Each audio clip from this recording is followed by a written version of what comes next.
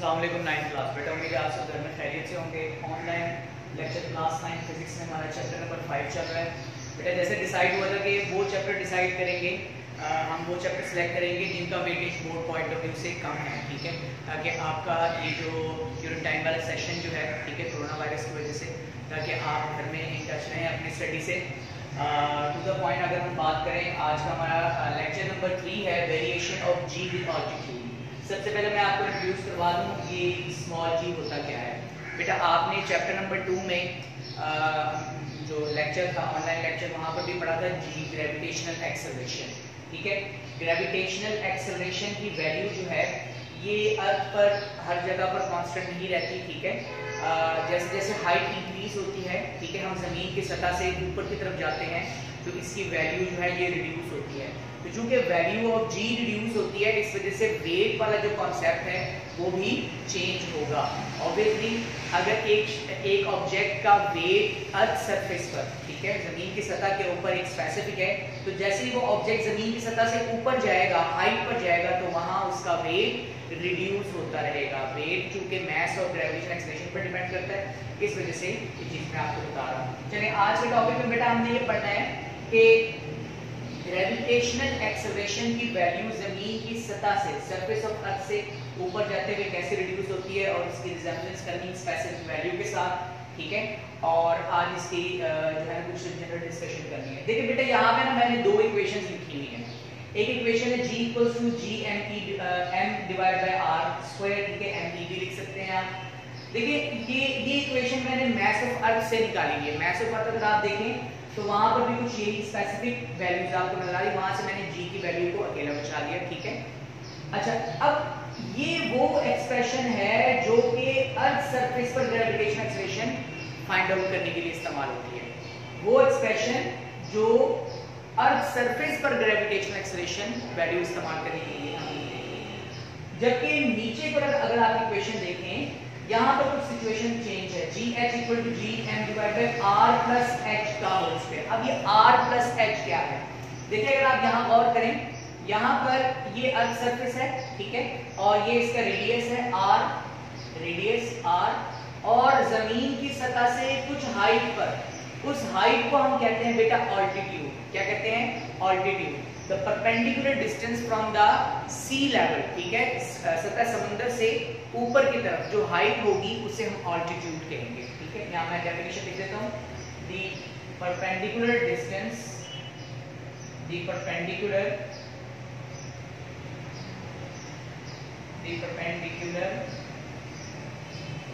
height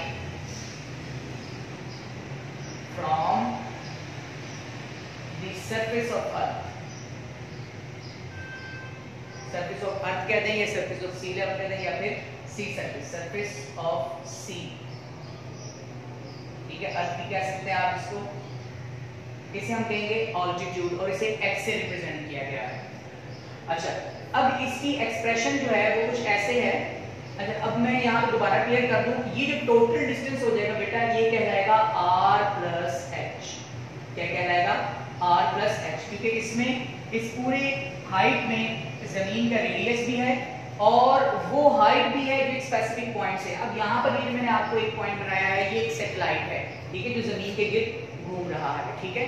तो इस point तक की जो जमीन की सतह से हाइट होगी उसे हम कहेंगे ऑल्टीट्यूड, और ये टोटल डिस्टेंस कहलाएगा r प्लस h, ठीक है। इसको हम कहेंगे r प्लस h। जो लास्ट टॉपिक है इस चैप्टर का, वहां पर मैं इस r प्लस h को दोबारा थोड़ा सा एक्सप्लेन करूंगा। अच्छा, अब यहाँ पर इस इक्वेशन से हमने देखा, देखिए अगर तो सरफेस ऑफ अर्थ हो तो r स्क्वायर होगा, लेकिन जमीन की सतह से जब ऊपर की हाइट आ गई है तो वो कहलाएगी r प्लस h कहलाएगी, और उस पॉइंट पर जो ग्रेविटेशनल एक्सेलरेशन होगी वो कहलाएगी gravitational acceleration on altitude. Height पर, उस हाइट पर ग्रेविटेशनल एक्सेलरेशन की वैल्यू। एक्सप्रेशन को कैसे प्रेजेंट करते हैं? gh inversely proportional to r plus h का होल स्क्वायर। इसका मतलब ये हुआ कि अगर ये वाला फैक्टर बढ़ता जाए, ये r प्लस h इंक्रीज करता जाएगा तो ग्रेविटेशनल एक्सेलरेशन उस पॉइंट पर डिक्रीज करती रहेगी। तो इनवर्सली रिलेशन है। तो ये जो आपका एक्सरसाइज में एक सवाल पूछा गया है कि why gravitational acceleration value decreases with altitude। तो हम लिखेंगे क्योंकि ग्रेविटेशनल एक्सेलरेशन जो है वो r plus h के होल स्क्वायर के r plus h के होल स्क्वायर के इनवर्सली प्रोपोर्शनल है, इस वजह से ये डिक्रीज करती है।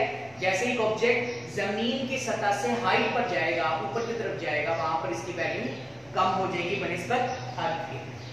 जी एग्जांपल के तौर पर यहाँ पे अगर आप गौर से देखें, ये हाइट देखिए और इस हाइट को देखें। फर्ज किया कि ये जो हाइट है जमीन की सतह से, ये जमीन के रेडियस जितनी है। अब जमीन का रेडियस कितना था, r equals to 6.4 multiply 10 has power 6 metre, ठीक है, 6.4 multiply 10 की पावर 6 मीटर। इस हाइट के ऊपर आप एक ऑब्जेक्ट के ऊपर ग्रेविटेशनल एक्सेलरेशन की वैल्यू फाइंड आउट कर रहे हैं। मतलब ये हुआ कि ये भी अर्थ रेडियस है और ये अर्थ रेडियस जितना आप ऊपर चले गए हैं, फर्ज किया आपने, तो यहाँ पर जो ग्रेविटेशनल एक्सेलरेशन की वैल्यू होगी वो जमीन के मुकाबले में 1/4 होगी, 1/4 होगी, मतलब इतनी रिड्यूस कर। अब 1/4 का मतलब क्या है G, GE multiply by 1/4 G, इसको आप कैसे लिखेंगे, 10 multiply by 1/4, 10 divide by 4 equals to 2.5 metre पर सेकंड स्क्वायर। तो इस पॉइंट पर कितनी ग्रेविटेशनल एक्सेलरेशन होगी, 2.5 मीटर पर सेकंड स्क्वायर। जी मतलब ये हुआ कि अगर आप जमीन के सरफेस, मिसाल के तौर पे हम जमीन की सरफेस पर ही अभी मौजूद हैं, ठीक है, इस वक्त अगर आप सी लेवल के लिहाज से जमीन के अर्थ रेडियस जितना, मतलब इतना आप हाइट पर चले जाएं, 6.4 मल्टीप्लाई 10 की पावर 6 मीटर, इतनी हाइट पर चले जाएं, तो वहां जो ग्रेविटेशनल एक्सेलरेशन होगी वो कितनी होगी, 2.5 मीटर पर सेकंड स्क्वायर। इसका मतलब ये हुआ कि हाइट पर जाकर ऑल्टीट्यूड के इंक्रीज होते हुए ग्रेविटेशनल एक्सेलरेशन की वैल्यू डिक्रीज होती है। जबकि दूसरी सिचुएशन में क्या है, दूसरी सिचुएशन में अब हम 2 अर्थ रेडियस जितना ऊपर चले गए। 2 अर्थ रेडियस का मतलब क्या है कि 2r, मतलब 2 मल्टीप्लाई बाय 6.4 मल्टीप्लाई 10 की पावर 6 मीटर। मतलब अब आप जमीन के रेडियस से दुगना, आप इतना ज्यादा हाइट पर चले गए, काफी बुलंदी है ये, ठीक है।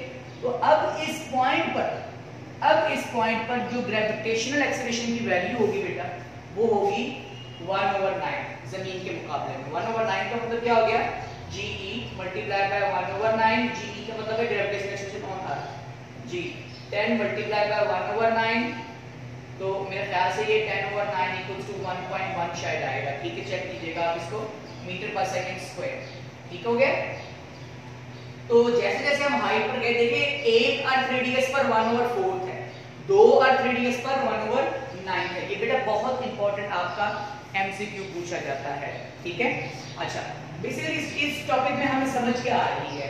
देखिए हमने आगे जाके जो हमारा इस चैप्टर का लास्ट टॉपिक है उसमें हमने एक सैटेलाइट की, उसमें हमने क्या करना है, एक सैटेलाइट की जो वेलोसिटी है जमीन के गिर्द वो फाइंड आउट करनी है। तो फर्ज किया कि ये वही सैटेलाइट है और ये जिस ऑर्बिट पे घूम रहा है वो ऑर्बिट कुछ ये है जो मैंने अभी डॉटेड लाइन बनाई है, ठीक है। फर्ज किया कि ये जो सैटेलाइट है ये इस स्पेसिफिक एरिया पर, स्पेसिफिक रूट पर जमीन के गिर्द रोटेट कर रहा है, ठीक है जी, जमीन के सर्कुलेट कर सर्कुलर मोशन में। अब यहाँ पर इसको सर्कुलर मोशन के लिए कितनी ग्रेविटेशनल एक्सेलरेशन होगी, कितनी वेलोसिटी होगी, ये सारी कैलकुलेशन हमें करनी पड़ती है। न्यूमेरिकल्स भी करेंगे इंशाल्लाह, यही ऐसी डायग्राम में दोबारा बताऊंगा, वहां पर आपको समझ आएगी प्रॉपर कि बेसिकली इस इक्वेशन का मकसद क्या है। अब हम जब उस सैटेलाइट पर मौजूद होंगे, तो जब हमने पता करना है कि भाई यहाँ पर इस सैटेलाइट पर हम पर कितनी ग्रेविटेशनल एक्सेलरेशन है, तो जो हम इक्वेशन यूज करेंगे बेटा वो ये इक्वेशन होगी, क्योंकि हमें डाटा की सूरत में जमीन का रेडियस चाहिए और ये पता होना चाहिए कि हम जमीन की सतह से कितनी हाइट पर हैं, ठीक है। और फिर इसी इक्वेशन को हम यूज करेंगे ऑर्बिटल वेलोसिटी में, ठीक है, मतलब वो जिस ऑर्बिट में हम घूम रहे हैं, वो सैटेलाइट जो घूम रहा है उस पर वेलोसिटी, वो उस सैटेलाइट की वेलोसिटी कितनी है, ठीक है, इसकी भी प्रॉपर कैलकुलेशन होगी। जी बेटा ये तमाम चीजें आप गौर से देखिएगा, ठीक है। जरा इस इक्वेशन को भी आप नजर डाल लीजिएगा, बहुत इंपॉर्टेंट है ये, ठीक है। ये वो इक्वेशन है जो मिसाल तौर पे अभी अर्थ सरफेस पर बहुत सी चीजें मौजूद हैं, यहाँ पर इसके ऊपर भी ग्रेविटेशनल एक्सेलरेशन की वैल्यू फाइंड आउट करनी है, वही होगी। लेकिन अगर इस चेयर को बहुत ज्यादा, मतलब 1000 किलोमीटर की बुलंदी पर आप ले जाएं, तो वहां जो इस पर ग्रेविटेशनल एक्सेलरेशन फाइंड आउट करेंगे तो ये इक्वेशन नहीं लगेगी बेटा, ये लगेगी, क्योंकि इसमें h भी आ जाएगा, क्योंकि अब ये चेयर जमीन की सतह से हाइट पर आ चुकी है, ठीक है। अच्छा, एट्रीब्यूट की डेफिनेशन क्लियर होगी। इसके बाद जो हमारा नेक्स्ट टॉपिक आ गया बेटा, वो जैसे लीनियर इक्वेशन, बहुत लीनियर है, लेक्चर नंबर 3 के, तो मैं इसको फाइंड आउट कर देता हूँ, ठीक है। व्हाइट बोर्ड की जरूरत नहीं, आप जैसे इसको गौर से रीडिंग कीजिएगा, मेरी बात गौर से सुनिए जी। सैटेलाइट क्या होता है? अच्छा देखिए बेटा, सैटेलाइट किसी भी प्लैनेट के गिर्द घूमने वाला कोई भी पार्टिकल है, ठीक है। मिसाल के तौर पर जमीन का जो नेचुरल सैटेलाइट है वो है चांद, ठीक है। अब ये फर्ज करें कि ये आपके पास अर्थ है, ठीक है, और ये मून है। अब ये इसके गिर्द स्पेसिफिक डायरेक्शन में ऐसे सर्कुलर मोशन में है। तो सैटेलाइट हम ऐसी चीज को कहते हैं, ऐसे ऑब्जेक्ट को कहते हैं जो किसी स्पेसिफिक ऑब्जेक्ट के एक स्पेसिफिक पॉइंट के गिर्द सर्कुलर मोशन में होता है। अब आप कहेंगे कि सर अर्थ भी सन का सैटेलाइट हो गया। जी हाँ बिल्कुल, अर्थ भी सन के गिर्द एक स्पेसिफिक रूट पर सर्कुलर मोशन में होगा जी। अब अगर आप फर्ज करें कि इलेक्ट्रॉन और न्यूक्लियस की बात करें, बिल्कुल हम ये कहेंगे कि न्यूक्लियस जो है वो एक स्पेसिफिक पॉइंट है और इलेक्ट्रॉन जो है वो एक स्पेसिफिक डायरेक्शन में एक सर्कुलर मोशन में है। तो हम ये कहेंगे electrons are the satellite of nucleus, ठीक है। इसी तरीका से यहाँ पे अगर आप गौर करें, ये भी एक सैटेलाइट है, ये भी एक सैटेलाइट हमने एज्यूम कर लिया। सैटेलाइट बेटा दो किस्म के होते हैं, एक होता है नेचुरल सैटेलाइट जो कि अल्लाह रब्बुल इज्जत के हुक्म से, ठीक है, हमारे फितरत में मौजूद है। जमीन की सैटेलाइट, सूरज के 8-9 सैटेलाइट्स हैं, ठीक है। जमीन उसमें से एक सैटेलाइट है, एक सैटेलाइट की बात नहीं करेंगे हम, ठीक है। उसके बाद जमीन का अपना एक सैटेलाइट है जिसे आप मून कहते हैं, ठीक है। ये तो हो गया नेचुरल सैटेलाइट्स। लेकिन कुछ सैटेलाइट्स होते हैं आर्टिफिशियल, ठीक है, आर्टिफिशियल यानी मैन मेडेड। अब ये आर्टिफिशियल सैटेलाइट का मकसद क्या होता है? कम्युनिकेशन पर्पस के लिए, ठीक है, मतलब मवासलाती निज़ाम को बेहतर बनाने के लिए, ज़मीन के एनवायरनमेंट को प्रॉपर स्टडी करने के लिए, और हम जिस सोलर सिस्टम में मौजूद है वो सोलर सिस्टम के अंदर मुख्तलिफ ऑब्जेक्ट्स को देखने के लिए, उसकी ऑब्जर्वेशन लेने के लिए।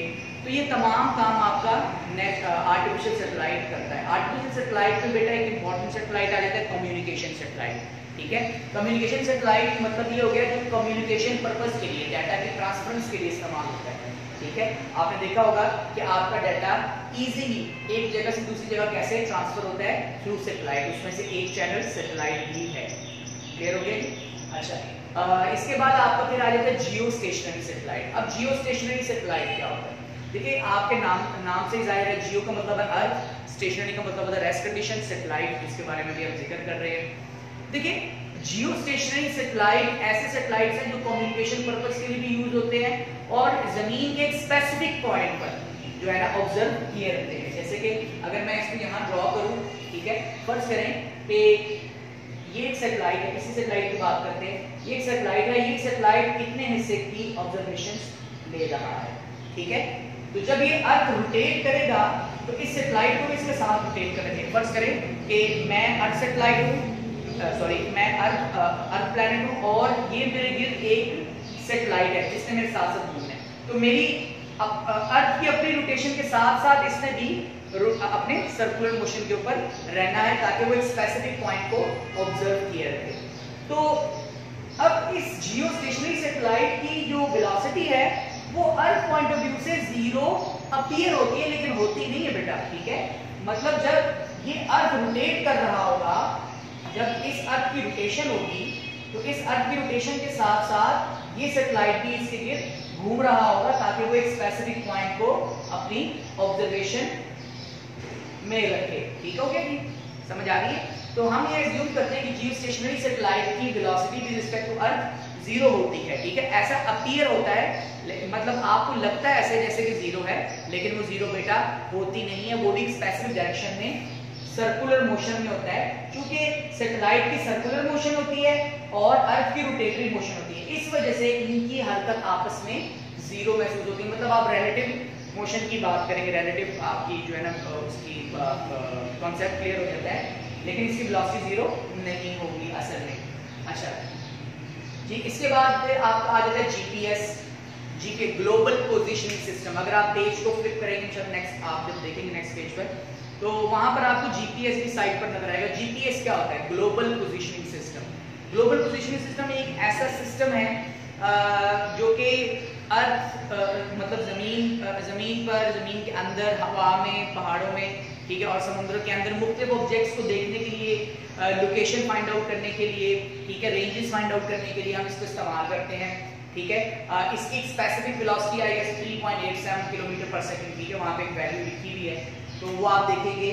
जमीन के ऊपर प्रॉपर कंट्रोल करने के लिए 3 सैटेलाइट की जरूरत होती है बेटा। एक तो ये हो गया जो 120 डिग्री तक इसको प्रॉपर ऑब्जर्व कर रहा है, एक सैटेलाइट बेटा यहाँ आ जाएगा, ठीक है, जो इतने हिस्से की ऑब्जर्वेशन लेगा, और एक सैटेलाइट बेटा यहाँ आ जाएगा जो इतने हिस्से की ऑब्जर्वेशन लेगा। इसका मतलब ये हो गया कि 3 सैटेलाइट्स की जरूरत है जो एक ही वक्त में पूरे अर्थ पर कंट्रोल किए रखे, उसको ऑब्जर्व करता रहे, ठीक है, 120 डिग्री के ऊपर। इसकी डिटेल इंशाल्लाह आप बड़ी क्लास में पढ़ेंगे, ठीक है, इन बातों को ज़हन में रखिएगा। यहाँ पर अब इस टॉपिक पर मतलब यहाँ पर तो आपका जो क्वेश्चन आता है, explain the variation of ji with altitude, ये मैं आपको as it is long question दे दूंगा, ठीक है, आपके वर्कशीट में। नेक्स्ट पेज पर जो आपके क्वेश्चन है वो जरा गौर से अभी भी सुन लें, ठीक है। एक तो है व्हाट इज सैटेलाइट, आप रीडिंग करेंगे तो आप उसको अंडरलाइन करेंगे। What is satellite, what is GPS, define GPS, right it's purpose, ठीक है, जीपीएस क्या है उसका पर्पस लिखें। फिर इस तरीके से कम्युनिकेशन सैटेलाइट के बारे में बिल्कुल एंड पे करके लिखा हुआ है। देखिए कम्युनिकेशन सैटेलाइट की बहुत सी आप ना एग्जांपल ले सकते हैं। पहले वक्तों में जो डिश एंटीनास लगे हुए होते थे, एंटीना, नॉर्मल एंटीना, वो भी क्या करते थे, वो भी एक स्पेसिफिक डायरेक्शन में सैटेलाइट से डाटा को कलेक्ट करते थे और आपके टेलीविजन में प्रॉपर आपको जो है ना आपको उसकी नशरियात जारी रखते थे। तो सैटेलाइट के जरिए हम ना सिर्फ अपने कम्युनिकेशन स्किल को बेहतर करते हैं बल्कि आपके सिक्योरिटी सिस्टम को भी सामने रखा जाता है, ठीक है, जिसके तहत आप बहुत से पॉइंट आउट, बहुत से एक जो आपके जो पॉइंट्स हैं, ठीक है, आप उसके ऊपर नजर रखे रखते हैं। आप सोलर सिस्टम के अंदर होने वाली चेंजेस, आप सोलर चेंजेस और आप अपने इर्द गिर्द जो मुख्तलिफ किस्म के रेडिएशन है उनके भी आप स्टडी ले सकते हैं। मेट्रोलॉजिस्ट भी आप यही काम करते हैं, ठीक है, कि ज़मीन के स्पेसिफिक एरिया पर जो माहौलियाती तब्दीली है, ठीक है, उसके बारे में वो क्वेश्चन कोई करते हैं, सैटेलाइट को भी इस्तेमाल करके। मजीद ये बेटा हमारा जो नेक्स्ट टॉपिक रह गया है वो अब है मोशन ऑफ आर्टिफिशियल सैटेलाइट। उसके बाद 1 या 2 लेक्चर्स में मैं न्यूमेरिकल्स क्लियर करूंगा। बेटा खास तौर पर इन चीज़ों को देखिएगा, चूंकि ये सैटेलाइट वाला टॉपिक जो था ये कोई खास आपको समझाने की जरूरत नहीं थी, ठीक है, व्हाइट बोर्ड की इस वजह से मैंने इसको लेक्चर नंबर 3 के अंदर ही वाइंड अप कर दिया और आपको क्वेश्चंस बता दिए हैं। प्लीज इसकी रीडिंग कीजिएगा, जितना ज़्यादा आप रीडिंग करेंगे बेटा उतना ज़्यादा आपकी जो ऑब्जर्वेशनल स्किल है वो बेहतर होगी, ताकि जब आपको वर्कशीट्स मिले उन वर्कशीट्स के अंदर आपको पता चले कि हाँ हमने ये कुछ लिखना है। इसके अलावा मजीद आपके पास कुछ नोट्स भी होंगे कि आप उसको क्लियर करते रहे। एंड वन थिंग मोर, इंशाल्लाह जब आपके स्कूल ओपन होंगे तो आप अपनी डायरी बनाएंगे, ठीक है, उस डायरी के अंदर आप अपने हर टीचर के लिए एक स्पेसिफिक टास्क लिख लेंगे, हाँ ये चीज़ मुझे कंफ्यूजन थी, ठीक है। फॉर एग्जाम्पल एक स्टूडेंट कहता है कि सर मुझे मैथ्स और फर्क की समझ नहीं आई, तो वो अब फिलहाल तो क्यूरी के लिए कुछ हमारे पास ऐसा सिस्टम थोड़ा कुछ बेहतर नहीं, लेकिन इंशाल्लाह बेहतर हो जाएगा, ठीक है। तो वो जब हमारे पास स्कूल आएगा तो मैं कलेक्शन देखूंगा कि स्टूडेंट्स के ऊपर क्या है। अब अगर स्टूडेंट की कलेक्शन होती है चैप्टर नंबर 5 या किसी और चैप्टर की, तो इंशाल्लाह हम उन चैप्टर को भी फोकस करेंगे, ठीक है, ताकि हमारा टाइम वेस्ट ना हो। Thank you very much.